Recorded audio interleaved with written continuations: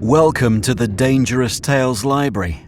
Have you ever heard that expression, do unto others as you would have them do unto you? It's a good general rule in life, but one woman of noble stock, who did not follow it, lived to regret it in death. This is The Sweeper by A.M. Burrage, narrated by Andy David Jones. It seemed to Tessa Wynyard that Miss Ludgate's strangest characteristic was her kindness to beggars. This was something more than a little peculiar in a nature which, to be sure, presented a surface like a mountain range of unexpected peaks and valleys. For there was a thin streak of meanness in her. One caught glimpses of it here and there, to be traced a little way and lost, like a thin, elusive vein in a block of marble. One week she would pay the household bills without a murmur. The next she would simmer over them in a mild rage, questioning the smallest item and suggesting the most absurd little economies, which she would have been the first to condemn later if Mrs. Finch the housekeeper had ever taken her at her word. She was rich enough to be indifferent, but old enough to be crotchety. Miss Ludgate gave very sparsely to local charities, and those good busybodies who went forth at different times with subscription lists and tales of good causes often visited her and came away empty. She had plausible, transparent excuses for keeping her purse strings tight. Hospitals should be state-aided, schemes for assisting the local poor destroyed thrift. We had heathen of our own to convert and needed to send no missionaries abroad. Yet she was sometimes overwhelmingly generous in her spasmodic charities to individuals, and her kindness to itinerant beggars was proverbial among their fraternity. Her neighbours were not grateful to her for this, for it was said that she encouraged every doubtful character who came that way. When she first agreed to come on a month's trial, Tessa Wynyard had known that she would find Miss Ludgate difficult, doubting whether she would be able to retain the post of companion, and still more, if she would want to retain it. The thing was not arranged through the reading and answering of an advertisement. Tessa knew a married niece of the old lady who, while recommending the young girl to her ancient kinswoman, was able to give Tessa hints as to the nature and treatment of the old lady's crotchets. So she came to the house well instructed, and not quite as a stranger. Tessa came under the spell of the house from the moment she entered it for the first time. She had an ingrained romantic love of old country mansions, and Billingdon Abbots, although nothing was left of the original priory after which it was named, was old enough to be worshipped. It was mainly Jacobean, but some 18th century owner, a devotee of the then fashionable cult of Italian architecture, had covered the facade with stucco and added a pillared portico. It was probably the same owner who had erected a summer house to the design of a Greek temple at the end of a walk between nut bushes, and who was responsible for the imitation ruin, to which time had since added the authentic touch, beside the reedy fish pond at the rear of the house. Likely enough, thought Tessa, who knew the period, that same romantic squire was wont to engage an imitation hermit to mediate beside the spurious ruin on moonlight nights. The gardens around the house were well wooded, and thus lent the house itself an air of melancholy and the inevitable slight atmosphere of damp and darkness. And here and there, in the most unexpected places, were garden gods, mostly broken and all in need of scouring. Tessa soon discovered these stone ghosts quite unexpectedly, and nearly always with a leap and tingle of surprise. A noseless Hermes confronted one at the turn of a shady walk.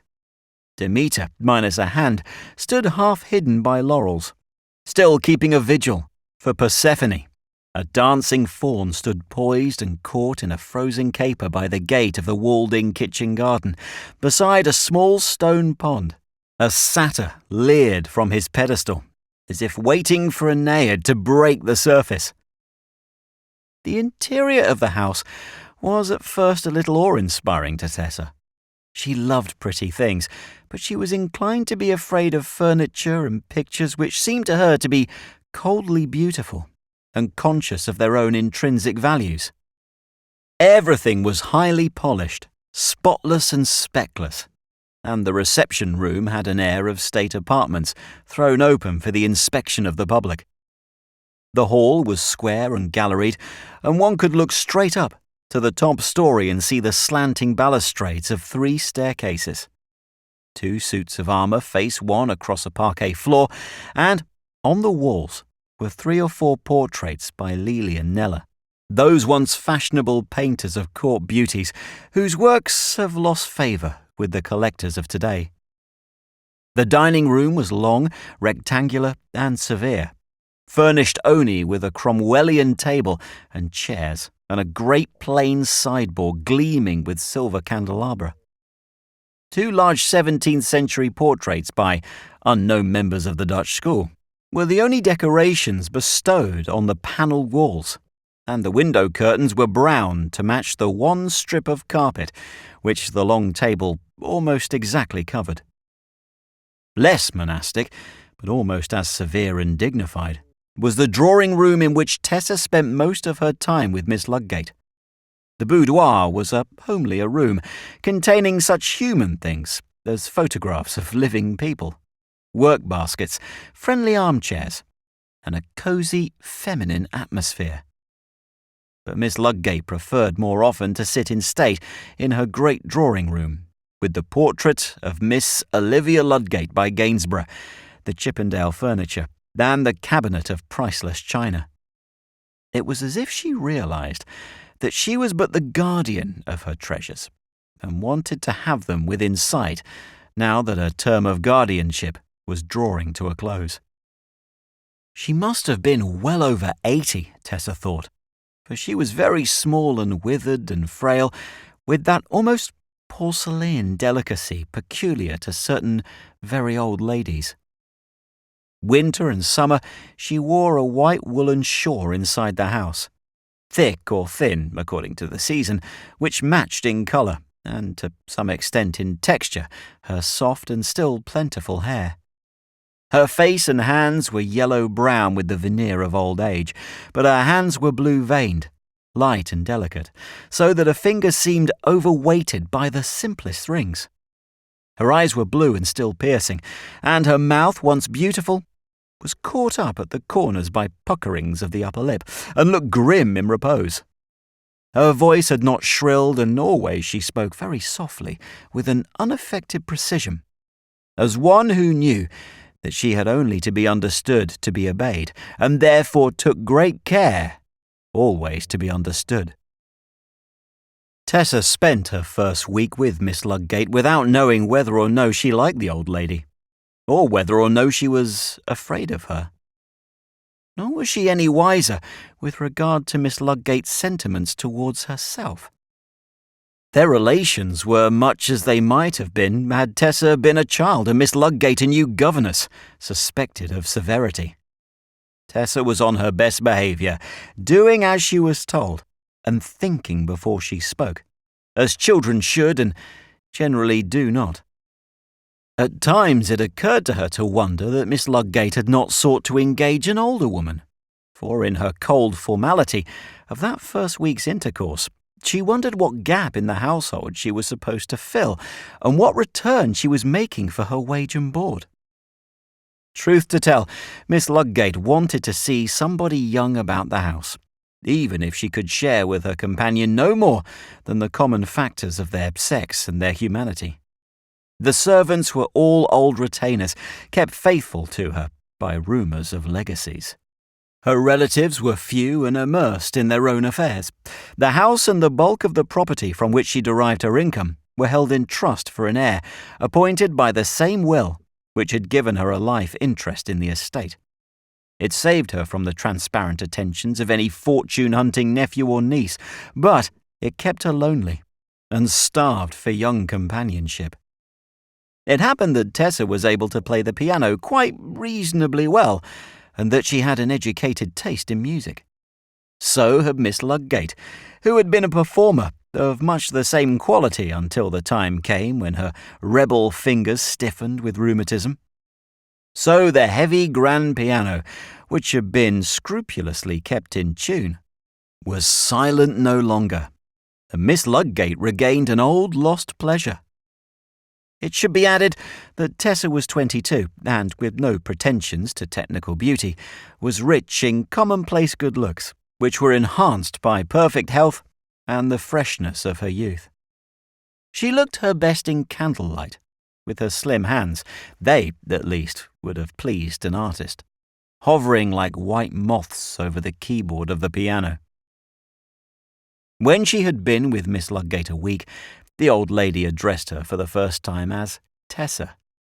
She added, "I hope you intend to stay with me, my dear. It will be dull for you, and I fear you will often find me a bother. But I shan't take up all your time, and I dare say you will be able to find friends and amusements." So Tessa stayed on, and beyond the probationary month. She was a soft-hearted girl who gave her friendship easily, but always sincerely. She tried to like everybody who liked her, and generally succeeded.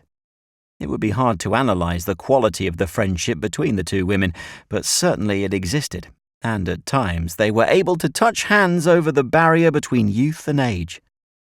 Miss Ludgate inspired in Tessa a queer tenderness. With all her wealth and despite her domineering manner, she was a pathetic and lonely figure. She reminded Tessa of some poor actress playing the part of queen, wearing the tawdry crown jewels, uttering commands which the other mummers obeyed like automata, while all the while there awaited her the realities of life at the fall of the curtain: the wet streets, the poor meal, and the cold and comfortless lodging. It filled Tessa with pity to think that here, close beside her, was a living, breathing creature, still clinging to life, who must, in the course of nature, so soon let go her hold. Tessa would think, 50 years hence, I shall be 72, and there's no reason why I shouldn't live till then. She wondered painfully how it must feel to be unable to look a month hence with average confidence, and to regard every nightfall as the threshold of a precarious tomorrow. Tessa would have found life very dull, but for the complete change in her surroundings. She had been brought up in a country vicarage, one of 7 brothers and sisters, who had worn one another's clothes, tramped the carpets threadbare, mishandled the cheap furniture, broken everything frangible except their parents' hearts, and had somehow tumbled into adolescence.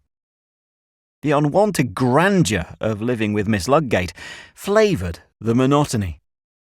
We have her writing home to her darling mother as follows: "I expect when I get back home again, our dear old rooms will look absurdly small.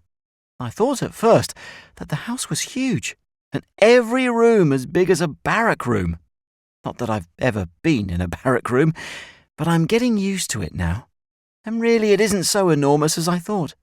Huge compared to ours, of course, but not so big as Lord Brambourne's house, or even Colonel Exted's. Really, though, it's a darling old place, and might have come out of one of those books in which there's a mystery and a sliding panel, and the heroine's a nursery governess who marries the young baronet. But there's no mystery that I've heard of, although I like to pretend there is, and even if I were the nursery governess, there's no young baronet within a radius of miles. But at least it ought to have a traditional ghost, although, since I haven't heard of one, it's probably deficient even in that respect. I don't like to ask Miss Ludgate, because, although she's a dear, there are questions I couldn't ask her. She might believe in ghosts, and it might scare her to talk about them. Or she mightn't, and then she'd be furious with me for talking rubbish. Of course, I know it's all rubbish, but it would be very nice to know that we were supposed to be haunted by a nice grey lady of, say, about the period of Queen Anne. But if we're haunted by nothing else, we're certainly haunted by tramps. Her letter went on to describe the numerous daily visits of those nomads of the English countryside, who beg and steal on their way from workhouse to workhouse, those queer, illogical, feckless beings who prefer the most intense miseries and hardships to the comparative comforts attendant on honest work. 3 or 4 was a day's average of such callers, and not one went empty away. Mrs. Finch had very definite orders, and she carried them out with the impassive face of a perfect subject of discipline. When there was no spare food, there was the pleasanter alternative of money, which could be transformed into liquor at the nearest inn. Tessa was forever meeting these vagrants in the drive. Male and female, they differed in 100 ways, some still trying to cling to the last rags of self-respect, others obscene, leering, furtive, potential criminals who lacked the courage to rise above petty theft. Most faces were either evil or carried the rolling eyes and lewd, loose mouth of the semi-idiot. But they were all alike in their personal uncleanliness and in the insolence of their bearing. Tessa grew used to receiving from them direct and insolent challenges of the eyes, familiar nods, blatant grins. In their several ways, they told her that she was nobody and that, if she hated to see them, so much the better. They knew she was an underling, subject to dismissal, whereas they, for some occult reason, were always the welcome guests. Tessa resented their presence and their dumb insolence, and secretly raged against Miss Ludgate for encouraging them. They were the sewer rats of society, foul, predatory, and carrying disease from village to village and from town to town. The girl knew something of the struggles of the decent poor. Her upbringing in a country vicarage had given her intimate knowledge of farmhands and builders' labourers, the tragic poverty of their homes, their independence, and their gallant struggles for existence. On Miss Ludgate's estate, there was more than one family living on bread and potatoes and not getting too much of either. Yet the old lady had no sympathy for them and gave unlimited largesse to the undeserving. In the ditches outside the park, it was always possible to find a loaf or two of bread flung there by some vagrant who had feasted more delicately on the proceeds of a visit to the tradesman's door. It was not for Tessa to speak to Miss Ludgate on the subject. Indeed, she knew that, in the phraseology of the servants' hall, it was as much as her place was worth. But she did mention it to Mrs. Finch, whose duty was to provide food and drink, or, failing those, money.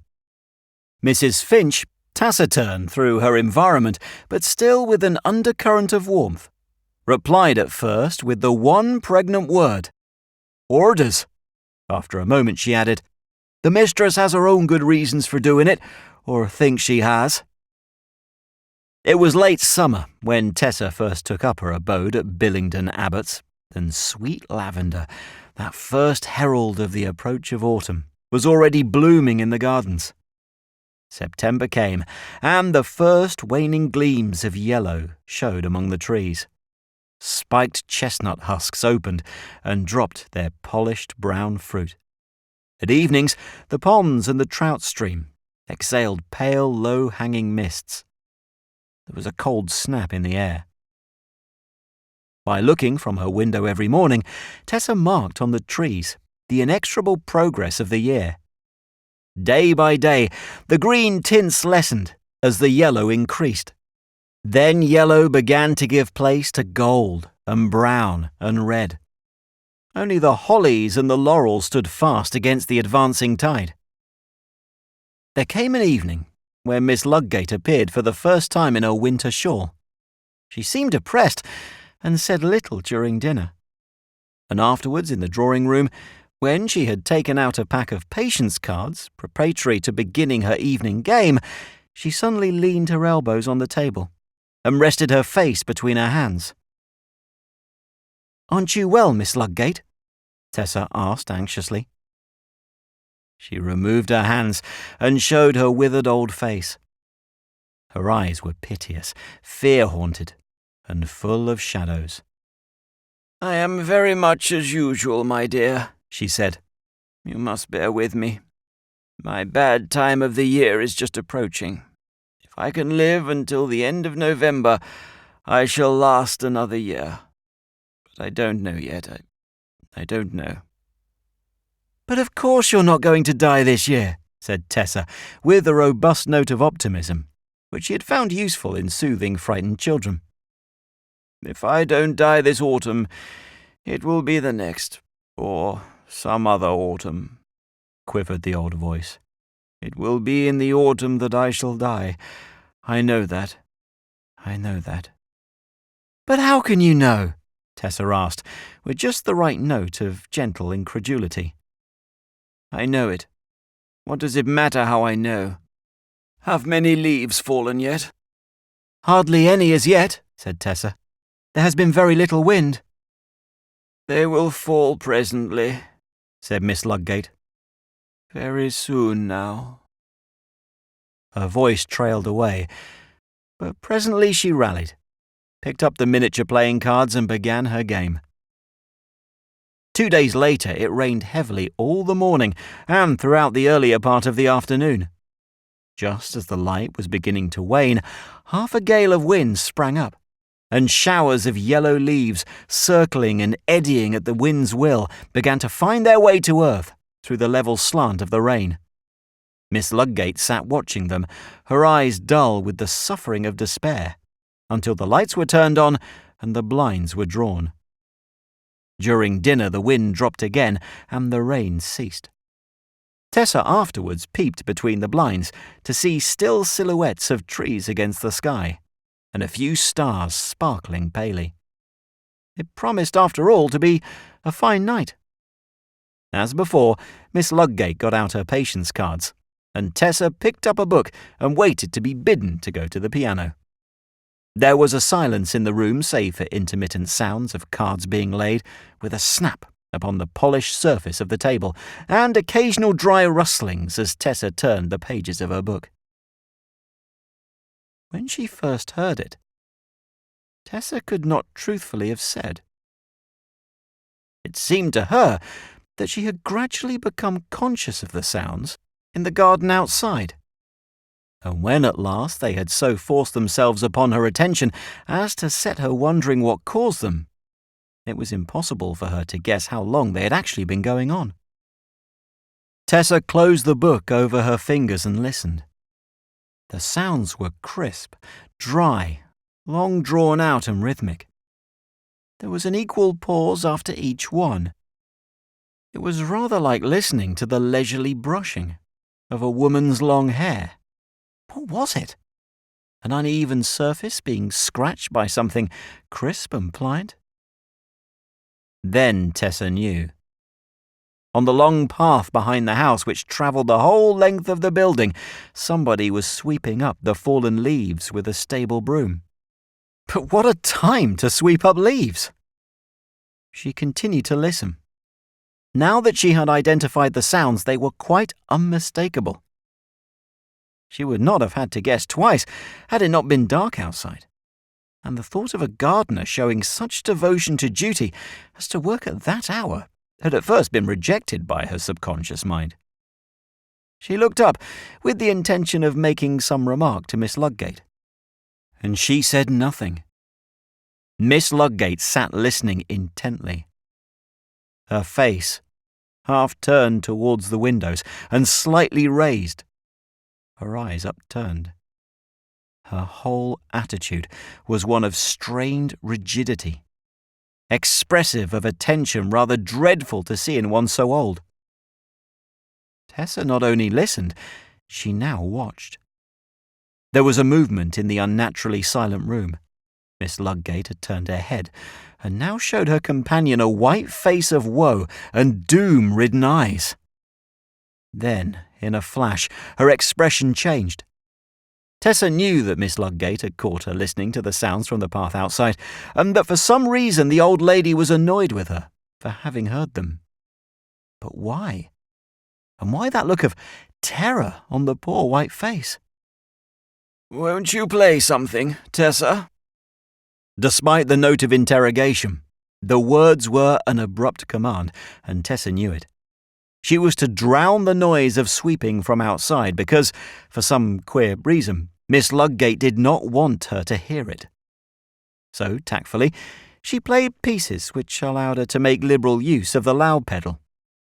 After half an hour, Miss Ludgate rose, gathered her shawl tighter about her shoulders, and hobbled to the door, pausing on the way to say good night to Tessa. Tessa lingered in the room alone and reseated herself before the piano. A minute or two elapsed before she began to strum softly and absent-mindedly. Why did Miss Ludgate object to her hearing that sound of sweeping from the path outside? It had ceased now, or she would have peeped out to see who actually was at work. Had Miss Ludgate some queer distaste for seeing fallen leaves lying about, and was she ashamed because she was keeping a gardener at work at that hour? But it was unlike Miss Ludgate to mind what people thought of her. Besides, she rose late in the morning, and there would be plenty of time to brush away the leaves before the mistress of the house could set eyes on them. And then, why was Miss Ludgate so terrified? Had it anything to do with her queer belief that she would die in the autumn?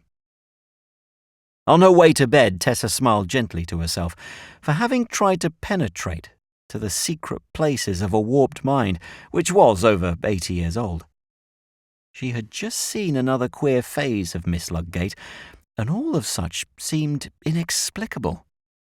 The night was still calm, and promised so to remain. "There won't be any more leaves down tonight," Tessa reflected as she undressed. But when next morning she sauntered out into the garden before breakfast, the long path which skirted the rear of the house was still thickly littered with them, and Toy, the second gardener, was busy among them with a barrow and one of those birch stable brooms which, in medieval imaginations, provided steeds for witches. "Hullo!" exclaimed Tessa. "What a lot of leaves must have come down last night." Toy ceased sweeping and shook his head. "No, miss, this here little lot come down with the wind early part of the evening." "But surely they were all swept up. I heard somebody at work here after 9 o'clock. Wasn't it you?" The man grinned.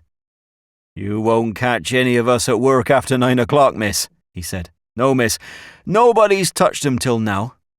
'Tis thankless work, too. So soon as you've swept up one lot and there's another waiting. Not 100 men could keep this here garden tidy this time of the year." Tessa said nothing more, and went thoughtfully into the house. The sweeping was continued off and on all day, for more leaves descended, and a bonfire built up on the waste ground beyond the kitchen garden wafted its fragrance over to the house.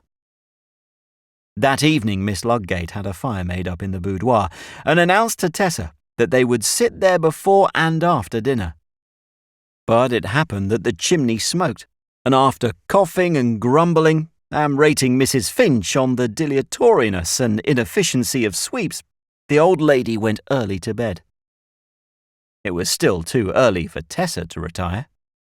Having been left to herself, she remembered a book which she had left in the drawing-room, and with which she proposed sitting over the dining-room fire.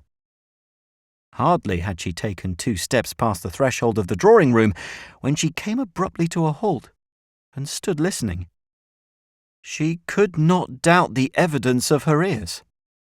In spite of what Toy had told her, and that it was now after 9:30, somebody was sweeping the path outside. She tiptoed to the window and peeped out between the blinds. Bright moonlight silvered the garden, but she could see nothing. Now, however, that she was near the window, she could locate the sounds more accurately, and they seemed to proceed from a spot farther down the path, which was hidden from her by the angle of the window setting. There was a door just outside the room giving access to the garden, but for no reason that she could name, she felt strangely unwilling to go out and look at the mysterious worker. With the strangest little cold thrill, she was aware of a distinct preference for seeing him, for the first time at least, from a distance. Then Tessa remembered a landing window, and after a little hesitation, She went silently and on tiptoe upstairs to the first floor and down a passage on the left of the stairhead. Here moonlight penetrated a window and threw a pale blue screen upon the opposite wall. Tessa fumbled with the window fastenings, raised the sash softly and silently, and leaned out. On the path below her, but some yards to her left and close to the angle of the house, a man was slowly and rhythmically sweeping with a stable broom. The broom swung and struck the path time after time with a soft, crisp swish, and the strokes were as regular as those of the pendulum of some slow old clock. From her angle of observation, she was unable to see most of the characteristics of the figure underneath. It was that of a working man, for there was something in the silhouette subtly suggestive of old and baggy clothes. But apart from all else, there was something queer, something odd and unnatural, in the scene on which she gazed. She knew that there was something lacking, something that she should have found missing at the first glance, yet for her life she could not have said what it was. From below, some gross omission blazed up at her, and though she was acutely aware that the scene lacked something which she had every right to expect to see, her senses groped for it in vain. Although the lack of something which should have been there and was not was as obvious as a burning pyre at midnight. She knew that she was watching the gross defiance of some natural law, but what law she did not know. Suddenly sick and dizzy, she withdrew her head. All the cowardice in Tessa's nature urged her to go to bed, to forget what she had seen, and to refrain from trying to remember what she had not seen. But the other Tessa, the Tessa who despised cowards, and was herself capable under pressure of rising to great heights of courage, stayed and urged. Under her breath she talked to herself, as she always did when any crisis found her in a state of indecision. "Tessa, you coward, how dare you be afraid? Go down at once and see who it is and what's queer about him. He can't eat you." So, the two Tessas, imprisoned in the one body, stole downstairs again, and the braver Tessa was angry with their common heart for thumping so hard and trying to weaken her. But she unfastened the door and stepped out into the moonlight. The sweeper was still at work, close to the angle of the house, nearby where the path ended and a green door gave entrance to the stable yard. The path was thick with leaves, and the girl, advancing uncertainly with her hands to her breasts, saw that he was making little progress with his work. The broom rose and fell and audibly swept the path, but the dead leaves lay fast and still beneath it. Yet it was not this that she had noticed from above. There was still that unseizable something missing.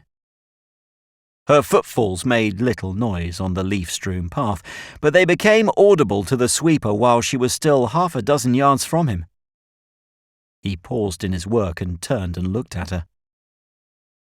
He was a tall, lean man with a white cadaverous face and eyes that bulged like huge rising bubbles as they regarded her.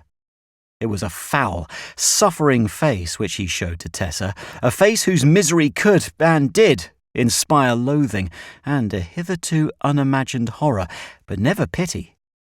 He was clad in the meanest rags, which seemed to have been cast at random over his emaciated body.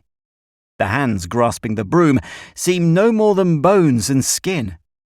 He was so thin, thought Tessa, that he was almost— and here she paused in thought, because she found herself hating the word which tried to force itself into her mind. But it had its way and blew in on a cold wind of terror. Yes, he was almost transparent, she thought, and sickened at the word which had come to have a new and vile meaning for her. They faced each other through a fraction of eternity, not to be measured by seconds, and then Tessa heard herself scream. It flashed upon her now, the strange, abominable detail of the figure which confronted her, the something missing which she had noticed without actually seeing from above. The path was flooded with moonlight, but the visitant had no shadow. And fast upon this vile discovery, she saw dimly through it, the ivy stirring upon the wall. Then, as unbidden thoughts rushed to tell her that the thing was not of this world, and that it was not holy, and the sudden knowledge wrung that scream from her, so she was left suddenly and dreadfully alone. The spot where the thing had stood was empty, save for the moonlight and the shallow litter of leaves. Tessa had no memory of returning to the house. Her next recollection was of finding herself in the hall, faint and gasping and sobbing. Even as she approached the stairs, she saw a light dancing on the wall above, and wondered what fresh horror was to confront her. But it was only Mrs. Finch, coming downstairs in a dressing gown, candle in hand, an incongruous but very comforting sight. "Oh, it's you, Miss Tessa," said Mrs. Finch, reassured. She held the candle lower and peered down at the sobbing girl. "Why, whatever is the matter? Oh, Miss Tessa, you haven't never been outside, have you?" Tessa sobbed and choked and tried to speak. I've seen. Mrs. Finch swiftly descended the remaining stairs and put an arm around the shuddering girl. "Hush, my dear, I know what you've seen. You didn't ought never to have gone out. I've seen it too once, but only once, thank God." "What is it?" Tessa faltered. "Never mind, my dear. Now, don't be frightened. It's all over now. He doesn't come here for you. It's the mistress he wants. You've nothing to fear, Miss Tessa." "Where was he when you saw him?" "Close to the end of the path, near the stable gate." Mrs. Finch threw up her hands. "Oh, the poor mistress! Her time's shortening! The end's nigh now! I can't bear any more!" Tessa sobbed, and then she contradicted herself, clinging to Mrs. Finch. "I must know. I can't rest until I know. Tell me everything." "Come into my parlour, my dear, and I'll make a cup of tea. We can both do with it, I think, but you'd best not know, at least not tonight." "I must," whispered Tessa, "if I'm ever to have any peace." The fire was still burning, behind a guard in the housekeeper's parlour, for Mrs. Finch had only gone up to bed a few minutes since.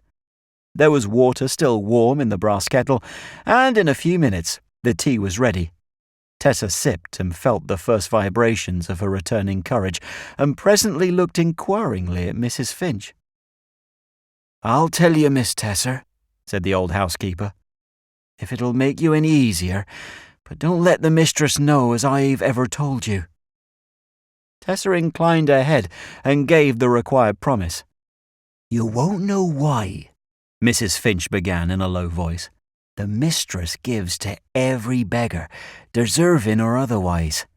The reason comes into what I'm going to tell you. Miss Ludgate wasn't always like that, not until up to about 15 years ago. She was old then, but active for her age, and very fond of gardening. Late one afternoon in the autumn, while she was cutting some late roses, a beggar came to the tradesman's door. Sick and ill and starved he looked, but there, you've seen him.